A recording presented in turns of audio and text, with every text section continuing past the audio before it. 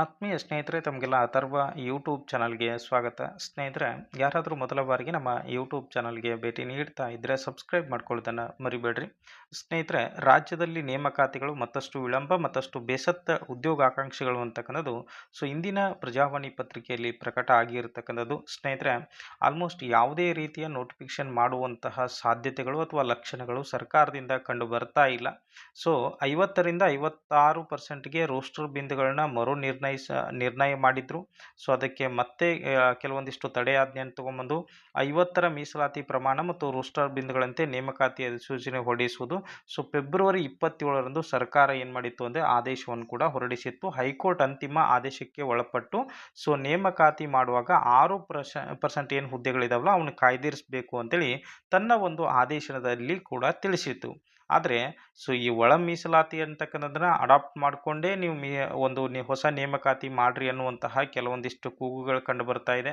ಇನ್ನೂ ಕೆಲವೊಂದಿಷ್ಟು ಏನಪ್ಪಾ ಅಂತಂದ್ರೆ ಇಲ್ಲ 50% ಮೀಸಲಾತಿಯನ್ನು ಇಟ್ಕೊಂಡೆ ನೀವು ನೇಮಕಾತಿ ಮಾಡ್ರಿ, ಅದರಲ್ಲೇನೆ ಒಳ ಮೀಸಲಾತಿಯನ್ನು ಕೊಡ್ರಿ ಅಂತೇಳಿ ಒಂದಿಷ್ಟು ಕೂಗುಗಳು ಕೇಳಿ ಬರ್ತಾ ಇದೆ.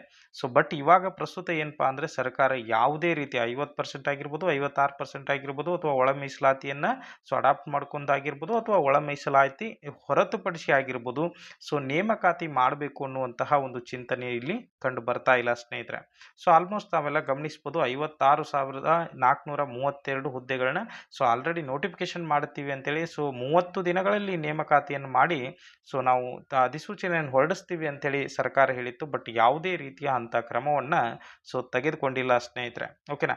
ರಾಜ್ಯದಲ್ಲಿ ಆಲ್ರೆಡಿ ನಿಮ್ಗೆ ಗೊತ್ತಿದೆ 2,84,881 ಹುದ್ದೆಗಳು ಖಾಲಿ ಇರತಕ್ಕಂಥದ್ದು. ಅದರಲ್ಲಿ ಇವಾಗ ಪ್ರಸ್ತುತ 56,000 ಹುದ್ದೆಯನ್ನು ತುಂಬ್ತೀವಿ ಅಂತ ಹೇಳಿದ್ದಾರೆ.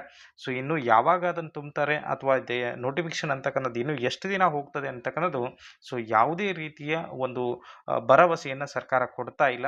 ಆಲ್ಮೋಸ್ಟ್ ಮುಂದಿನ ದಿನಮಾನಗಳಲ್ಲಿ ಎಲ್ಲ ವಿದ್ಯಾರ್ಥಿಗಳ ಸಂಘಟನೆಗಳು ಆಗಿರ್ಬೋದು, ಅದೇ ರೀತಿ ರೈತ ಸಂಘಟನೆಗಳು ಕೂಡಿ ಕರ್ನಾಟಕದಾದ್ಯಂತ ಒಂದು ಪ್ರತಿಭಟನೆಯನ್ನ ಅಥವಾ ಹೋರಾಟವನ್ನು ಮಾಡುವಂತಹ ಸಾಧ್ಯತೆಗಳು ಪ್ರಸ್ತುತ ಕಂಡು ಬರ್ತಾ ಇದೆ ಸ್ನೇಹಿತರೆ.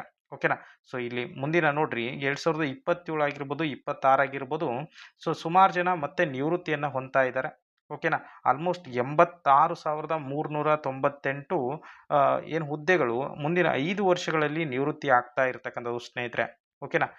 ಇರುವಂಥವರಲ್ಲಿ ಮತ್ತೆ ನಿವೃತ್ತಿ ಹೊಂದಿದ್ರೆ ಅಂತಂದ್ರೆ ಆಲ್ಮೋಸ್ಟ್ ಏನಪ್ಪಾ ಅಂತಂದ್ರೆ ಸರ್ಕಾರದ ಇಲಾಖೆಗಳಿಗೆ ಸಿಬ್ಬಂದಿ ಅಂತಕ್ಕಂಥದ್ದು ಇಲ್ಲದಾಗ್ತದೆ. ಓಕೆನಾ. ಸರ್ಕಾರ ಇವಾಗಲಾದರೂ ಎಚ್ಚೆತ್ಕೊಂಡು ಆಲ್ಮೋಸ್ಟ್ ಏನು 30 ದಿನ ಅಂತ ಹೇಳಿದ್ರು, ಆ 30 ದಿನ ಕಳೆದು ಹೋಗಿದೆ. ಇವಾಗಲಾದರೂ ಕೂಡ ಎಚ್ಚೆತ್ಕೊಂಡು ಸರ್ಕಾರ ನೇಮಕಾತಿಯನ್ನು ಮಾಡಬೇಕು. ಇವಾಗ ಏನಾದರೂ ನೇಮಕಾತಿಯನ್ನು ಮಾಡಲಿಲ್ಲ ಅಂದರೆ ಆಲ್ಮೋಸ್ಟ್ ಇವಾಗ ಉಪಚುನಾವಣೆ ಅಂಥೇಳಿ ಮೊನ್ನೆ ಒಂದು ಏನು ಚರ್ಚೆ ಮಾಡ್ತೀವಿ ಅಂತೇಳಿ ಸಚಿವ ಸಂಪುಟ ಕರೆದಿದ್ರು, ಅದನ್ನು ಆಲ್ರೆಡಿ ಮುಂದೆ ಹಾಕಿದ್ದಾರೆ.